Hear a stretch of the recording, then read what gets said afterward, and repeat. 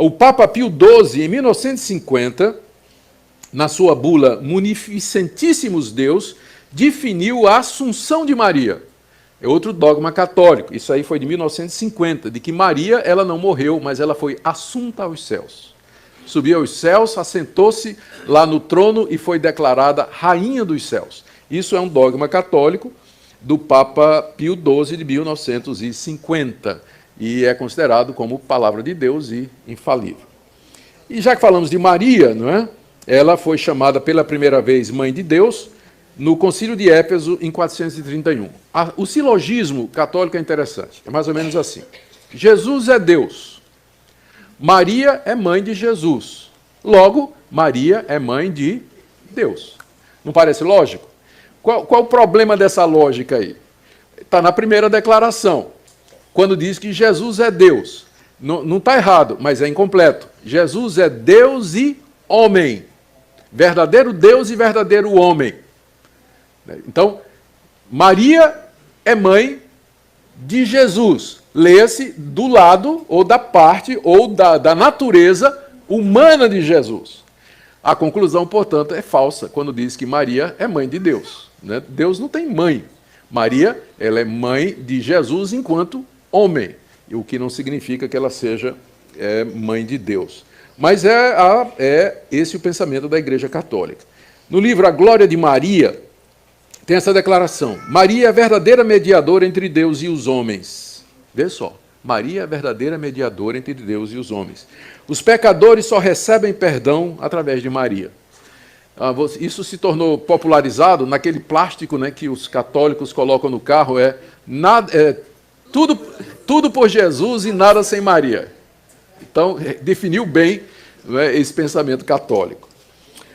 E ela, então, é considerada a Rainha dos Céus. Rainha dos Céus. No mesmo livro sobre a glória de Maria, se diz, na página 180, ela tem todo o poder no céu e na terra.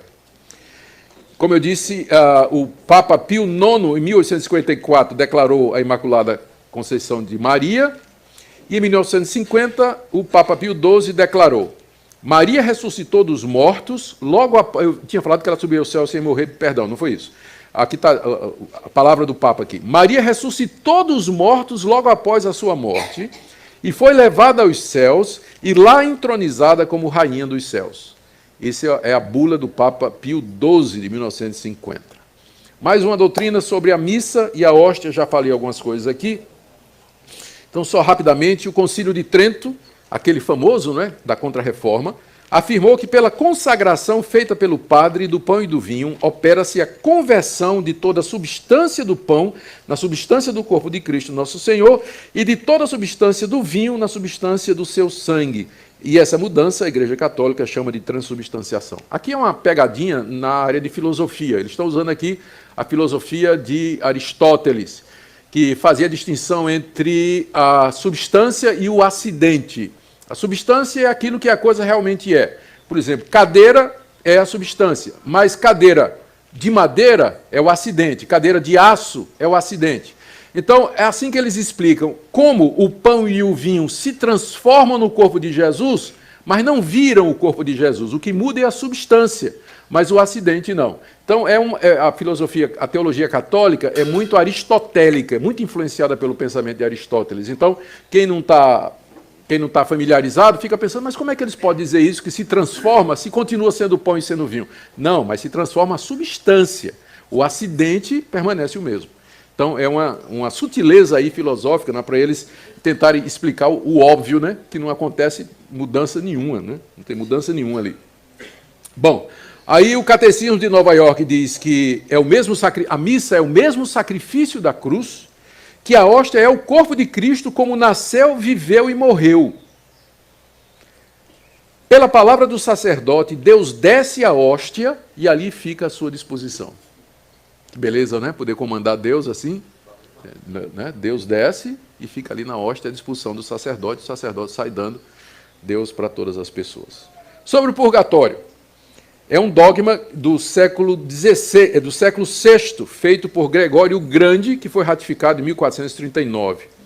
Tomás de Aquino, o grande teólogo católico, diz que no purgatório o sofrimento é idêntico ao do inferno, só que dura menos. Ah, que bom, né? Ainda bem. Vão para o purgatório os que cometem pecados mortais. E aqui entra a famosa divisão católica entre pecado mortal e pecado venial. Então, quem comete pecado mortal vai para o purgatório e, após certo sofrimento, esses pecados são purificados e então sobem aos céus. Os que cometem só pecado venial não passam pelo purgatório e vai direto para o céu, né? Os não batizados vão direto ao inferno sem passar para o purgatório. Por isso que o católico quer logo batizar o filho, né, para não morrer pagão, é a expressão deles. Porque se morrer sem o batismo católico, vai direto para o inferno. Só uma explicação aqui, eu sei que ninguém está perguntando isso. Na igreja presbiteriana, a gente não acredita nisso quando a gente batiza os nossos filhos, tá? A gente não acha que batismo limpa pecado. Por isso que o pessoal chama a gente de católico manso, né, porque a gente batiza os filhinhos. Mas bichinhos são pecadores mesmo, não é? Se não se converter, vai para o inferno, batizado e tudo. Bom, para diminuir o tempo de sofrimento no purgatório, olha só, para diminuir o tempo de sofrimento no purgatório, você deve dar esmolas, fazer penitências e pagar missa. E para os que morreram, você faz a missa do 7º dia. Então, você pode orar pelos mortos. Por que é que você pode orar? Por que é que tem essa prática da oração pelos mortos na Igreja Católica? Para que eles saiam do purgatório, para diminuir o tempo no purgatório. E a missa de 7º dia serve também para abreviar o seu tempo no purgatório e para que a pessoa se vá ao céu. Aliás, foi exatamente isso aqui o estupim da Reforma Protestante. O Papa estava precisando de dinheiro para construir a Catedral de São Pedro, e então ele começou a vender indulgências. Indulgências era o perdão do Papa para diminuir o tempo de sofrimento do purgatório das pessoas.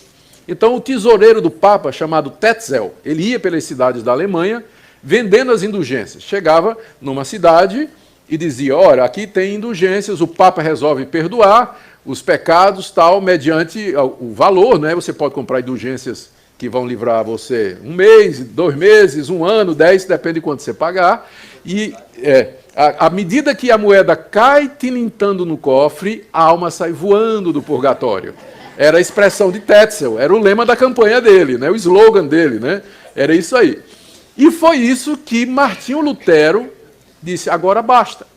E as 95 teses de Martinho Lutero, elas giram em torno exatamente disso aí. Foi isso que provocou. O que é penitência? O que é o arrependimento? Será que pela compra de indulgências nós podemos livrar a nossa alma da morte? Então, esse foi o estupim da Reforma Protestante, essa ideia de que você pode orar pelos mortos, comprar indulgências para que o tempo no purgatório se abrevie. Sobre imagens. No início, as imagens as imagens e pinturas, elas foram introduzidas na igreja para evangelizar os analfabetos. A pergunta era, como é que nós vamos evangelizar essas massas que estão entrando na igreja, né? Se o pessoal... É tudo analfabeto. Lembra que naquela época o índice de analfabetismo era gigantesco, né? O pessoal que sabia ler era 1%, né? 2% da população.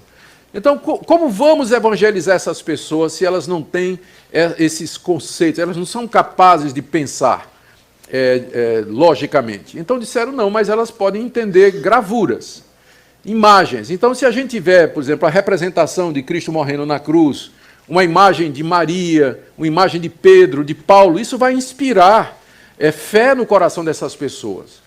E vai ajudá-las, vai servir como uma espécie de auxílio, como a gente faz com criança. No departamento infantil a gente usava, né, flanelógrafo, tem figuras, tem livros com gravuras para ajudar a criança, porque ela não consegue perceber. Então tem muita gente que também precisa de ajuda visual para poder entender o Evangelho. Então essa foi a ideia que abriu a porta para a entrada na igreja da representação de santos, de Jesus, de Maria, e assim por diante, não é? Era essa a ideia inicial.